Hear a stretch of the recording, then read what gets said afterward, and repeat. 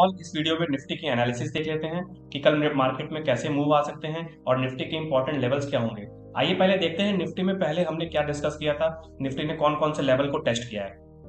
ये निफ्टी का चार्ट है। कल निफ्टी ने बेयरिश क्लोजिंग दी थी। आज निफ्टी ने सारे सेलर्स को ट्रैप करके ऊपर वापस आके अपने सपोर्ट के ऊपर क्लोजिंग दी है। आइए देखते हैं, समझते हैं कि कल मार्केट क्या होगा। कल से क्या ये फॉलो थ्रू जो ये बाइंग आई है कल ये आगे बढ़ेगी या नहीं बढ़ेगी, या फिर से हम मार्केट में वीकनेस देखने को मिलेगा।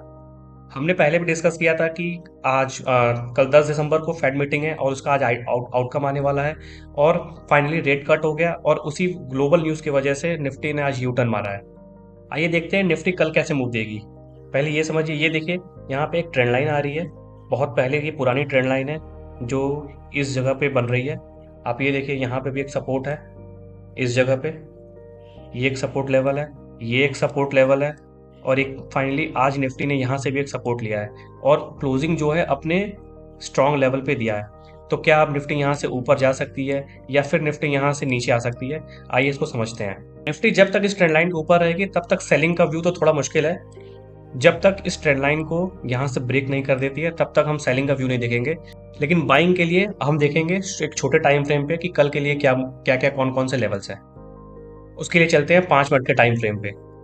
ये देखिए, ये 5 मिनट का टाइम फ्रेम है। आप इस यहाँ पे ये समझिए कि इस जगह पे भी एक रेजिस्टेंस है, ये मैं मार्क कर दे रहा हूँ। ये रहा रेजिस्टेंस। ये आप 20 पॉइंट का जोन समझ के इसको रख लीजिए कि 25,940 से 25,960 950 का एक लेवल है। अगर निफ्टी कल इस जगह ओपन होती है या फ्लैट ओपन होती है या थोड़ी भी गैप डाउन ओपन होती है तो हम यहाँ जो प्लान करेंगे बाई साइड का ही ट्रेड प्लान करेंगे।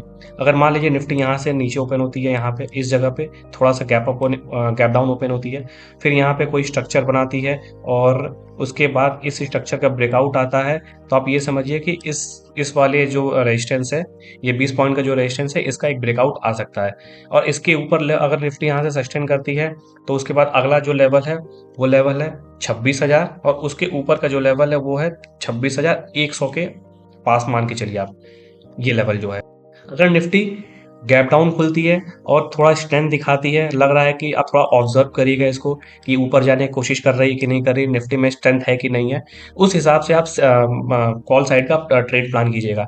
अगर निफ्टी लगता है कि नहीं खुलते ही नीचे जा रही है और निफ्टी में वीकनेस है, तो फिर आप उसमें पुट साइड का ट्रेड प्लान कर सकते हैं, लेकिन वो बहुत छोटे स्टॉप लॉस के साथ।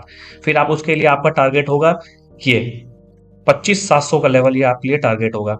बट इसके लिए मैं प्रेफर करूंगा कि अगर निफ्टी में जब तक निफ्टी 25,860 के ऊपर है या 25,800 के ऊपर है तो मैं प्रेफर करूंगा एक कॉल साइड का ही ट्रेड।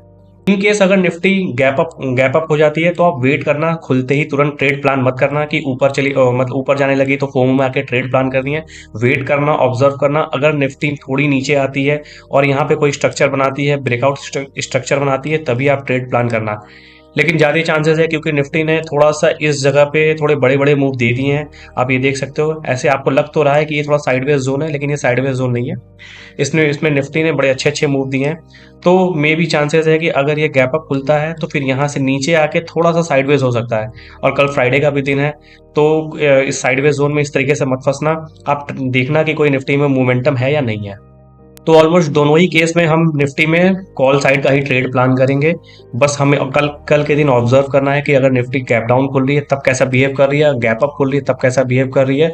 दोनों ही टाइम आप एकदम अच्छा सेटअप देखिए, कोई स्ट्रक्चर देखिए, अगर उसका कोई ब्रेकआउट आता है तब ट्रेड कीजिएगा। ये लेवल्स मैंने आपको मार्क कर दिए हैं। पहला लेवल है 25,950, उसके ऊपर अगर निफ्टी सस्टेन करती है और ऊपर जाती है तो उसके बाद अलग अलग टारगेट्स अनलॉक होंगे। 26,000 का टारगेट अनलॉक हो जाएगा, फिर उसके बाद 26,100।